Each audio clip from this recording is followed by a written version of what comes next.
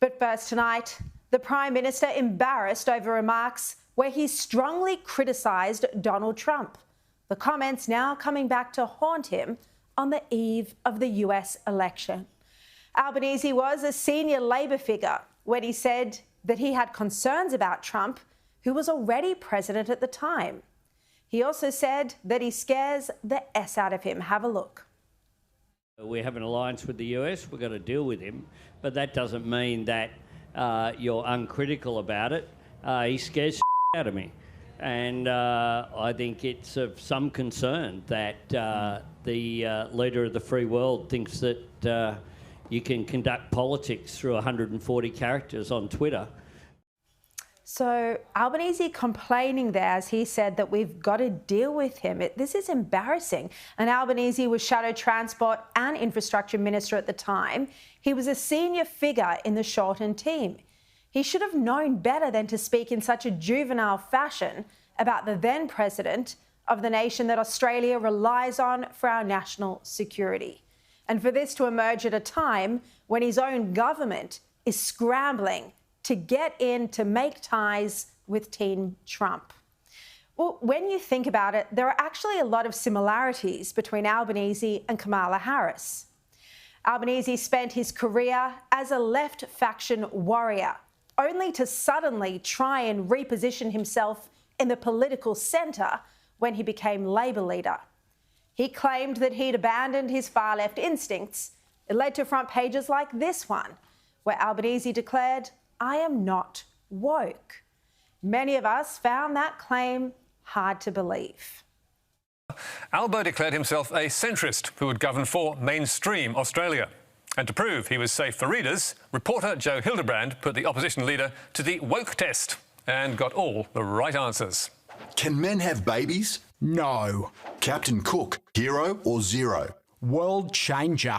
Does Australia need to spend more or less on defence? More. Negative gearing, keep or ditch? Keep. In my view, there wasn't nearly enough scrutiny on Albanese before the last election.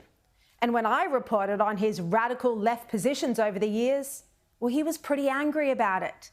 Albanese didn't want anyone to know about his past, like that he'd actually supported death taxes.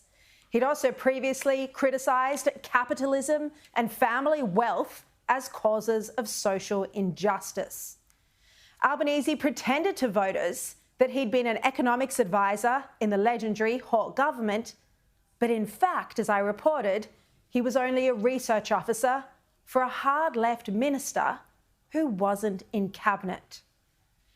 And on Israel, well, don't get me started, but there were plenty of warning signs. Albanese had lashed out at Israel, claiming it had acted disproportionately when defending its citizens from terror attacks. And he also demanded the coalition explain why it voted against a United Nations move to launch an investigation into Israel's so-called indiscriminate use of force against Palestinians. These should have been red flags. The whole attempt to reposition Albanese was a farce. He never abandoned his lifelong principles. He just pretended that he'd changed.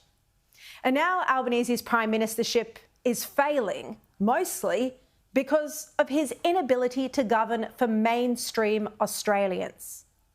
I challenge you to think of anything he has actually personally achieved.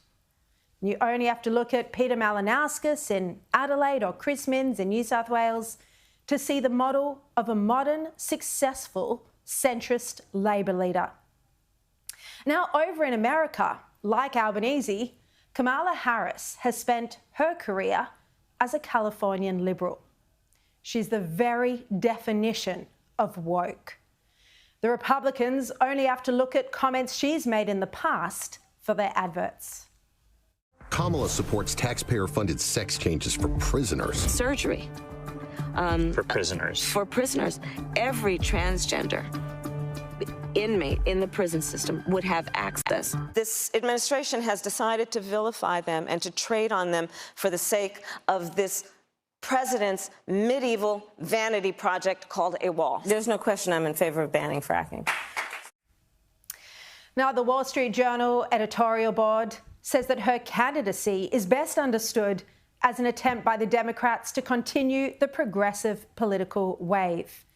And that editorial describes the modern left's bloody-mindedness with its regulatory coercion, its cultural imperialism, its economic statism, and its desire to strip judicial independence. They say that Harris's progressive politics might be tolerable if Ms. Harris showed evidence on foreign affairs that she understands the world's current dangerous moment. Yet she defends the last 4 years as a security success, despite 2 wars, adversaries on the march, and the US Navy playing whack-a-missile in the Red Sea. And they also conclude that Kamala Harris is unprepared to deal with Xi or Vladimir Putin. And now even CNN has called Kamala Harris out for running different messages on Gaza and Israel in different states. In Michigan, which reportedly has the largest Arab population in America, here are Kamala Harris's adverts. What has happened in Gaza over the past 9 months is devastating. We cannot allow ourselves to become numb to the suffering, and I will not be silent. I won't be silent on the suffering.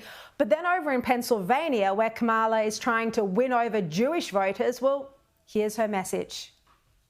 I will always stand up for Israel's right to defend itself, and I will always ensure Israel has the ability to defend itself, because the people of Israel must never again face the horror that a terrorist organization called Hamas caused on October 7. This is so appalling, these mixed messages, that even CNN criticised her over it. You have 2 entirely different constituencies, and they are getting 2 entirely different messages. If you are a Jewish person in Pennsylvania, you saw that ad that you're getting. You are getting that ad. If you're a Muslim voter in Michigan, you are getting that ad on Facebook that's talking about how she won't be silent on the issue of Gaza. Kamala Harris wants to be the president of the US, but her messages change depending on which battleground state you're in, depending on what you want to hear. She seems to be the American replica of Albanese. And we've seen that his left-wing instincts couldn't be suppressed forever. Now, this is arguably the most critical election in our recent history. Our enemies are emboldened, and they're collaborating to weaken us in the West.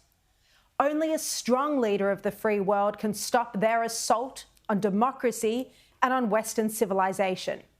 And this can only be achieved through the Reagan model of peace through strength. This is the leadership that's needed right now.